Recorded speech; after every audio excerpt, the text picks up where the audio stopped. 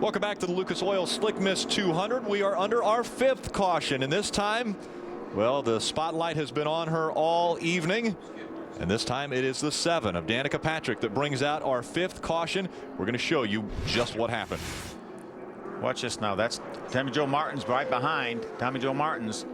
Danica moves to the inside. Nelson Piquet gets a little bit loose. She's on the inside against the white line, and Nelson Piquet Jr. forces her down off the racetrack. And look at this ride through the grass she has. I'll tell you, this right here is car control. Now, that's something that you got it or you don't. And that's impressive right there to get that car that far out of shape, hang on to it, not hit the wall. Tony Jr. helped her a lot because he kind of helped her get through that, but that was amazing. That was a great job right there. She's going to come right at us here. Yeah, Piquet's going to force her down underneath the pretty good contact right there. She goes right through the grass. The thing I like, DW, is she's this sideways, and when she gets straight, her wheels are straight. She doesn't overcorrect and go into the outside wall. Well, that's what I was telling you earlier. Lock it down, turn left. She's on pit road now. Wendy Venerini. 4 tires, fuel, 3 rounds down on the track bar. Some major adjustments for Danica Patrick. She wasn't happy with the race car right before that, so this is giving them a great advantage to get fresh tires, make the adjustments. She was sliding around the nose and was a little bit loose on that race car. Now she does have a little bit of slight damage. They're going to work on that with the hammer. Of course, she has some left rear quarter panel damage from earlier in the race, but what a fantastic job by everyone on this crew. The spotter, TJ Majors, the crew chief, Tony Uri Jr., everyone walking her step by step, get on the gas, get off the gas, exactly what to do through that wreck, getting through the grass, and now coming down pit road. The crew is going to continue to work to get every little piece of tape exactly how they want it and get the fenders exactly how they feel they should be under this caution, because we know there's not many cars left out on that racetrack. So when we go back green, Danica has a very good chance of getting back to the front of that draft. So a little bit of damage to the right front, and that's because when Nelson Piquet Jr. came down, didn't know she was there, came down and forced her down into the grass. Yeah, she was on the inside of a 3-wide situation there. Nelson Piquet Jr. didn't realize, I don't think, that she was down below him, and he forced her down off the racetrack. Did you hear the roar? The roar of the crowd here at Daytona. She has some followers here at this racetrack. She comes back off of pit road, and the crowd roars. Well, that was a great job. I just got to tell you, to hang onto a car in the grass, bring it back out up on the racetrack, and not spin that thing around and back it up in the fence. She did a great job. I love Tony Jr. He was talking her, clutch it, brake it, gas it. And you know what? A lot of times I'd say the driver wasn't paying any attention. She was paying attention. Take a look at her hands here. This is when it happens. Right now she's just riding along straight, then she gets hit. She's got some quick hands. Look at that, IndyCar style. Let go of that steering wheel. Look at her. And the car almost righted itself. But the thing I like, when it did straighten out, she didn't have the wheels cut all the way to the right where she was going to go back up on the racetrack. You know what it was just really quick hands, and how she was letting go of the steering wheel, almost to let the car straighten itself out.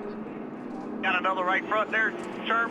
Yeah, this right front, they got to come back in. She hit that PK's car pretty hard. They've got a good bit of damage here they need to work on. Watch your lights here.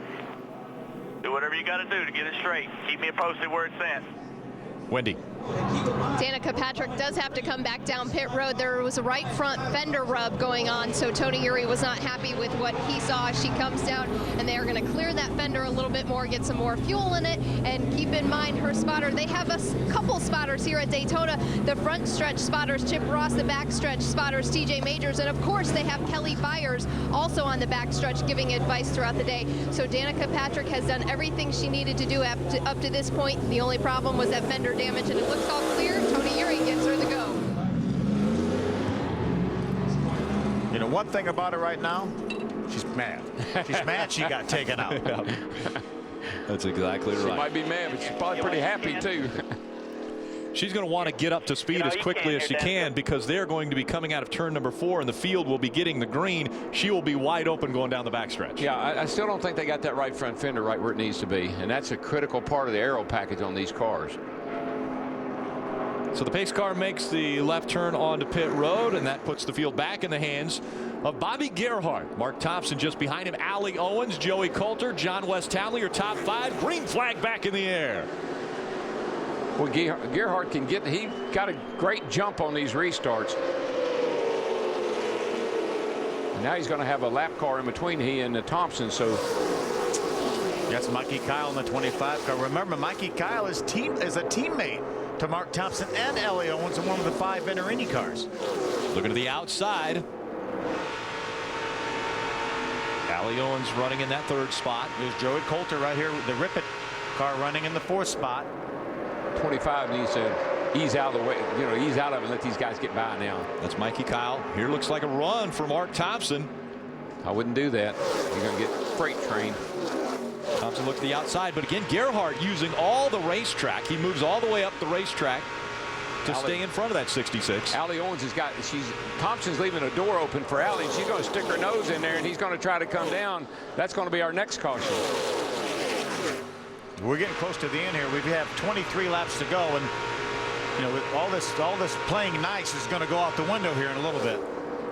Jim Trado.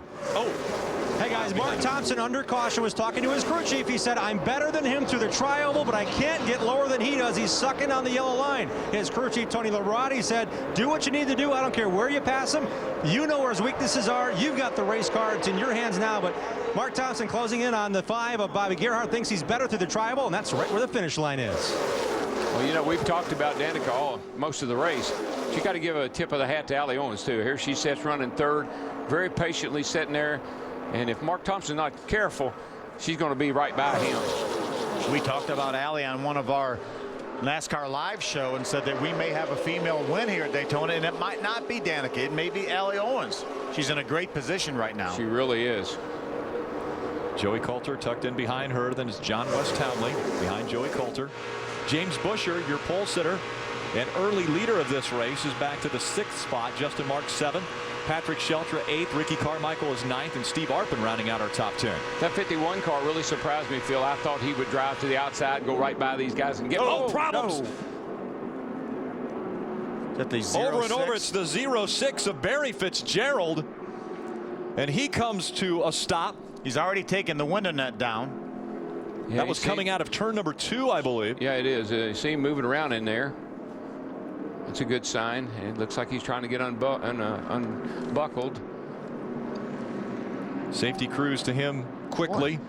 Why are these cars turning over today? Every time you look around, there's a car turning over. And this one was sideways until it got into the grass, and then around it went. Watch top of your screen. The green and black car, that's Barry Fitzgerald. Gets a little bit loose. Just slides off the racetrack and just turns around backwards the wrong way. These cars they're the way they're set up. When they go on the left side like that, it's just almost they turn over. It's the way the cars are set up. A violent ride for Barry Fitzgerald in that 06. There's another view coming off turn 2. And he wasn't in the grass. He was already flipping before he got to the grass right there. So it wasn't a situation where the unevenness of the grass. No, but when it hit the grass, it did a whole lot more bucking around. I can tell you, the grass is rough, man. 5 times that car did a tumble. Again, if you're just joining us for NASCAR race day at the bottom of the hour, that will be coming up next. We have 21 laps to go in this one. The safety crew is attending to Barry Fitzgerald. We'll be back with more from Daytona after this.